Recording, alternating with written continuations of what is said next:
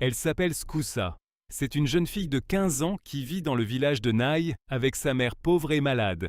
Sa mère ne peut pas l'envoyer à l'école comme les autres enfants de son âge, car elle est souffrante et a besoin de sa fille pour s'occuper d'elle en permanence, comme l'a recommandé le guérisseur du village. Un jour, Skousa était très triste de ne pas pouvoir participer à la fête de fin d'année scolaire, alors que ses amis l'avaient invitée à se joindre à eux.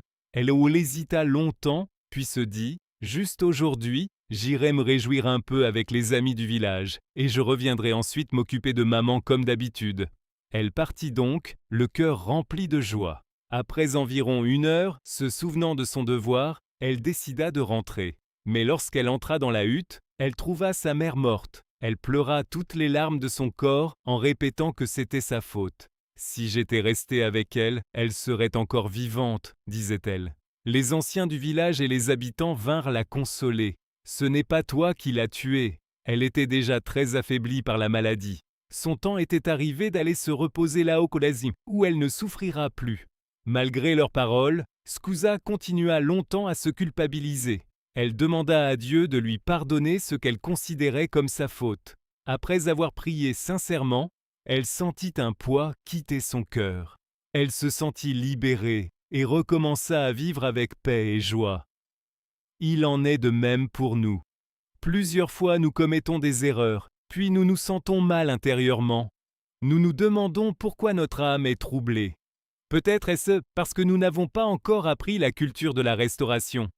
Après avoir fait quelque chose, que ce soit petit ou grand, si cela a offensé notre prochain ou Dieu, nous devons réparer en nous repentant sincèrement. Alors l'âme retrouve la paix et la vie redevient belle, comme si les tourments n'avaient plus de pouvoir sur nous. La Bible dit dans Actes 3,19 « Repentez-vous donc et convertissez-vous, pour que vos péchés soient sédiments effacés. » Et dans 1 Jean 1,9 « Si nous confessons nos péchés, il est fidèle et juste pour nous les pardonner et pour nous purifier de toute iniquité.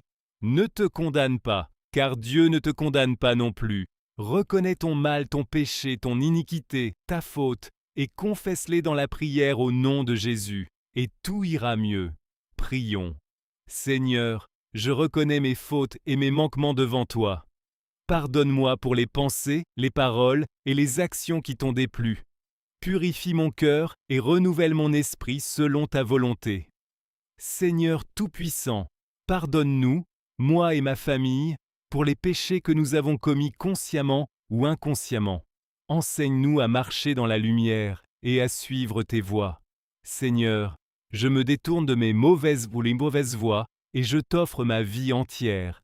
Aide-moi à marcher dans tes commandements et à refléter ton amour dans tout ce que je fais. Que ton sang, Seigneur Jésus, me purifie et purifie aussi ma famille.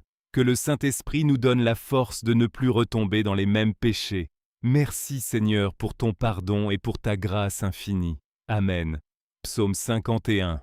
Ô Dieu, aie pitié de moi dans ta bonté. Selon ta grande miséricorde, efface mes transgressions. Lave-moi complètement de mon iniquité et purifie-moi de mon péché. Car je reconnais mes transgressions. Et mon péché est constamment devant moi. J'ai péché contre toi seul, et j'ai fait ce qui est mal à tes yeux, en sorte que tu seras juste dans ta sentence, sans reproche dans ton jugement. Voici, je suis né dans l'iniquité, et ma mère m'a conçu dans le péché. Mais tu veux que la vérité soit au fond du cœur. Fais donc pénétrer la sagesse au-dedans de moi. Purifie-moi avec l'hysope, et je serai pur. Lave-moi, et je serai plus blanc que la neige. Annonce-moi l'allégresse et la joie, et les eaux que tu as brisées se réjouiront. Détourne ton regard de mes péchés, efface toutes mes iniquités. Ô Dieu, crée en moi un cœur pur, renouvelle en moi un esprit bien disposé. Ne me rejette pas loin de ta face, ne me retire pas ton Esprit Saint. Rends-moi la joie de ton salut, et qu'un esprit de bonne volonté me soutienne. J'enseignerai tes voies à ceux qui les transgressent, et les pécheurs reviendront à toi. Ô Dieu, Dieu de mon salut, délivre-moi du sang versé, et ma langue célébrera ta miséricorde. Seigneur, ouvre mes lèvres, et ma bouche publiera ta louange. Si tu eusses voulu des sacrifices, je t'en aurais offert, mais tu ne prends point plaisir aux holocaustes. Les sacrifices qui sont agréables à Dieu, c'est un esprit brisé. Ô Dieu, tu ne dédaignes pas un cœur brisé et contrit. Répands par ta grâce tes bienfaits sur Sion. Bâtis les murs de Jérusalem. Alors tu agréeras des sacrifices de justice, des holocaustes et des victimes tout entières. Alors on offrira des taureaux sur ton autel. Amen.